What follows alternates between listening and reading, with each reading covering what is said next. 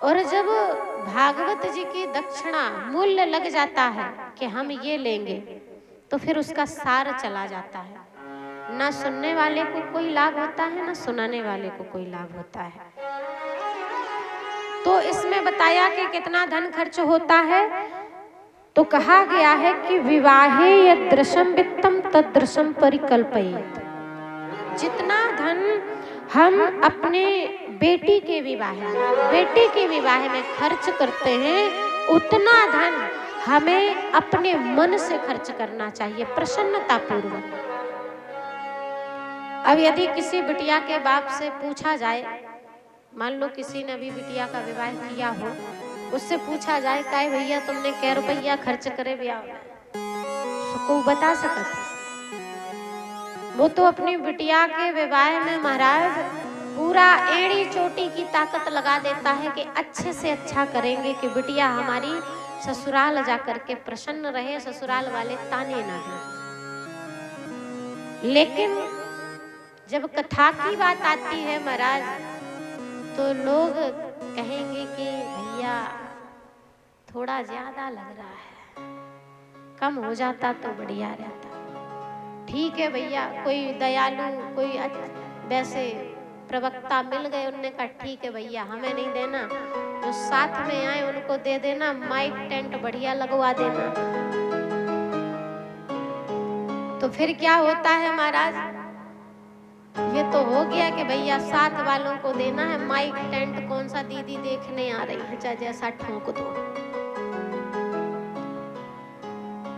तो क्या हम अपनी बिटिया के विवाह में कंजूसी करते हैं? कभी नहीं करते महाराज। अच्छी से अच्छी चीज लेकर के देते हैं। और सबसे पहले बिटिया के विवाह में क्या करते हैं? बढ़िया ज्योतिषाचार्य के पास, किसी बढ़िया विद्वान ब्राह्मण के पास जाएंगे, उसके गुण मिलवाएंगे और सुंदर सी तिथि निकलवाएंगे, तारीख निकलवाएंगे, पक्का करेंगे। इसी प्रकार भागवत कथा में भी होता है।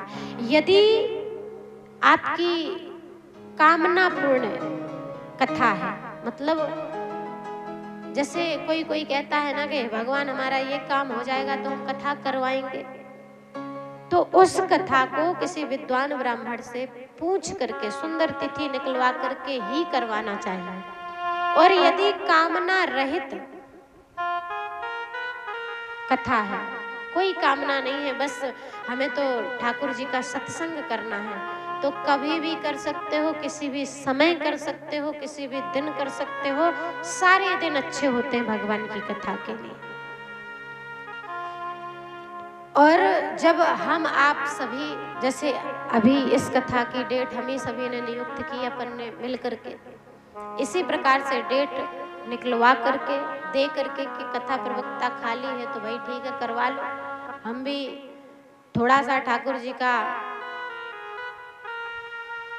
भजन कर ले, चिंतन कर ले, उनकी कथा सुन ले। उसके बाद हमें सुंदर चिट्ठियां छपवानी चाहिए।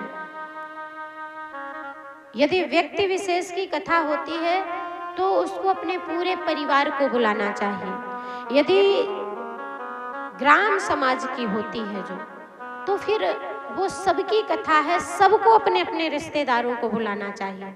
सुंदर चिट्ठियां छपवाएं, सबको भेजें कि भैया हम लोग सब मिल करके कथा करवा रहे हैं, तुम भी पधारो, तुम भी इसके भागीदार बनो, तुम भी इसका लाभ प्राप्त करो।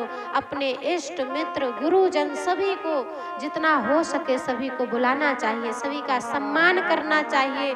जो सम्मान के योग्य हैं, ब्राह्मण हैं, संत हैं, विद्वान हैं, यथोचित इनका स्वागत करना चाहिए, इनको उच्च स्थान देना चाहिए। और उसके बाद जब चिट्ठी छप जाए, निमंत्रण भी हो जाए, तो सबसे पहले हम किसके पास जाते हैं, किसकी जरूरत होती है?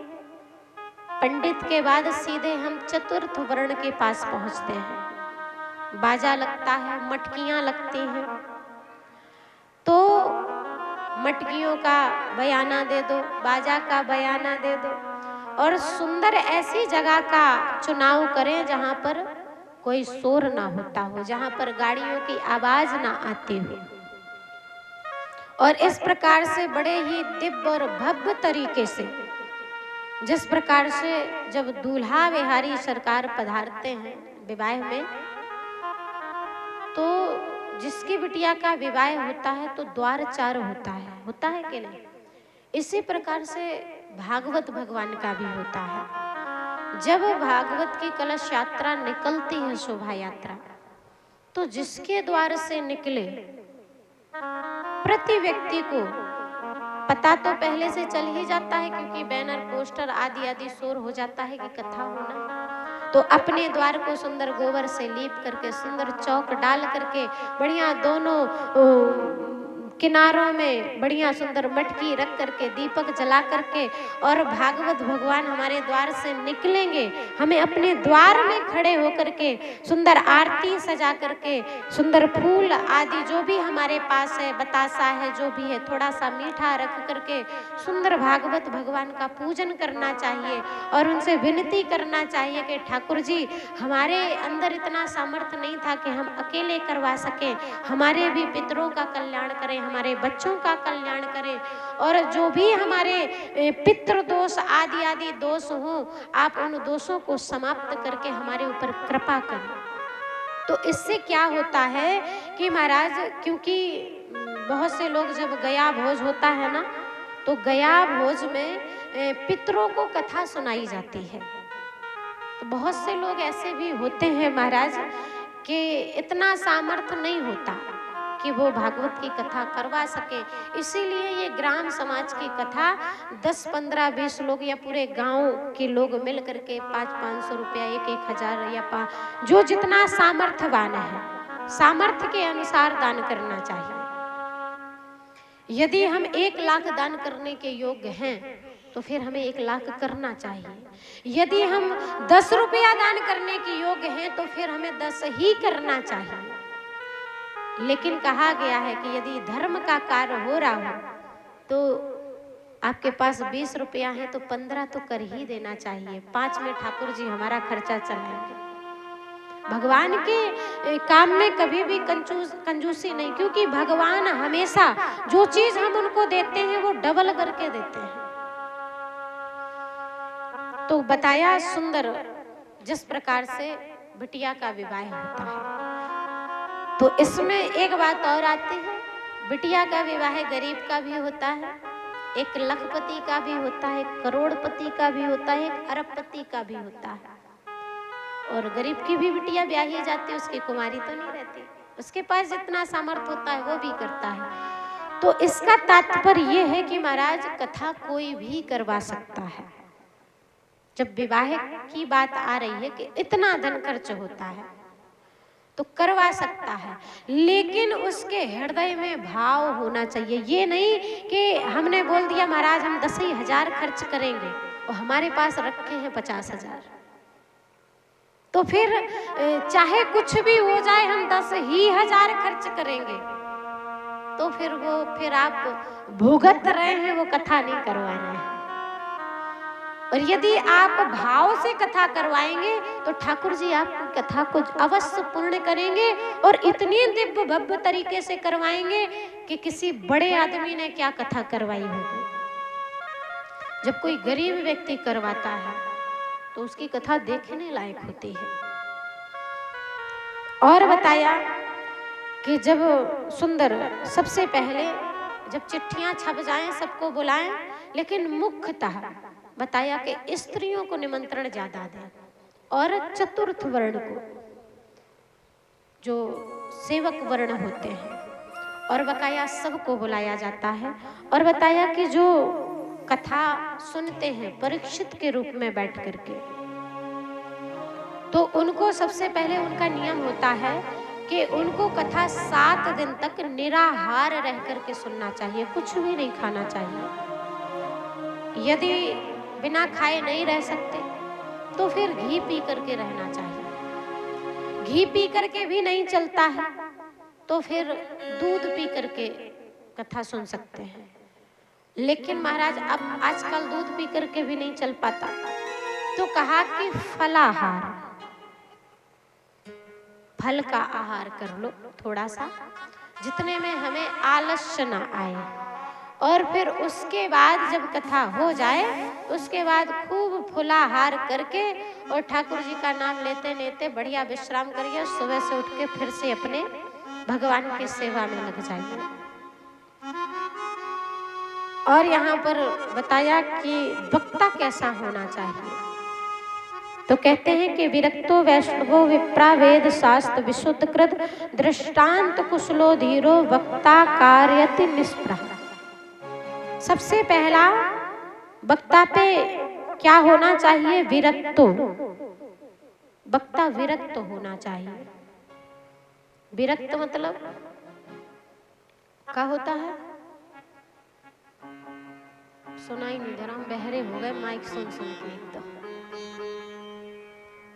विरक्त मतलब विरक्त होता है, किसी चीज में मोह माया नहीं, बिल्कुल भगवान के भजन में अड़ी धत्त हो बढ़िया, और बढ़िया भजन करे ठाकुर। हम राम जी के राम जी हमारे हैं, बस इतने ही, दो ही लोग रहे, तीसरा ना हो। आजकल ऐसा वक्ता बचा कहाँ है क्या? कोई संत हैं एक आध, ऐसा नहीं है। फिर बताया वैष्णव। तो आजकल तो महाराज बिना दीक्षा के भी बहुत से लोग ऐसे ही कथा करने लगते हैं, मनमुखी। विरक्तो वैष्णव। वैष्णव मतलब किसी अच्छे भजनानंदी भक्त से, संत से, विद्वान से, ब्राह्मण से हमें दीक्षा प्राप्त करनी चाहिए। और तीसरे नंबर पे आया विप्रो। तो जन्म से सब शूद्र होते, जन्मना जायते शूद्र। हमारा निर्माण कर्म के अनुसार होता है। ये जो हमारा भारत देश है वो कर्म प्रधान है।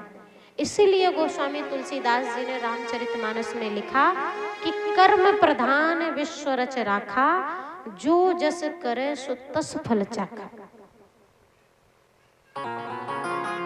और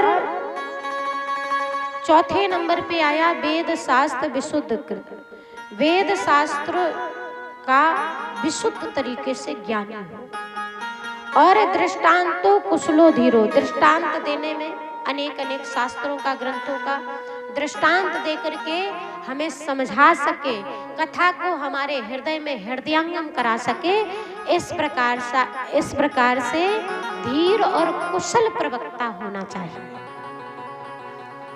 नारद जी बड़े प्रसन्न हुए और उतने में ही महाराज कहते हैं कि ध्रुव जी महाराज जो थे वो बड़े ही फुर्तीले थे और करताल के कुशल बजाने वाले थे। तो उन्होंने अपनी करताल को संभाला। उद्धव जी महाराज झांझ बहुत बढ़िया बजाते थे, वो झांझ बजाने लगे। नारद जी बीड़ा बहुत मधुर बजाते थे, नारद जी बीड़ा बजाने लगे। अर्जुन राग अलापने लगे, राग रागनियों के बड़े जानकार थे। देवराज इंद्र ने मृदंग थाम ली। सनकादि ऋषि ज्यादा जानकार नहीं थे, वो तो कथा सुनने के और कथा कहने में ही कुशल थे, तो वो बीच बीच में जय जयकार करने लगे। सुखदेव जी महाराज परम ज्ञानी, परमहंस, जो परमहंसों की संहिता को सुंदर भागवत जी के श्लोकों का गायन करने लगे। और जो श्रोता समुदाय था वो खड़ा होकर के सुंदर नृत्य करने लगे और सभी ताली बजा बजा करके झूम झूम करके नाचने लगे और सभी गाने लगे, श्री कृष्ण गोविंद हरे मुरारी, हे नाथ नारायण वासुदेव। श्री कृष्ण गोविंद हरे मुरारी,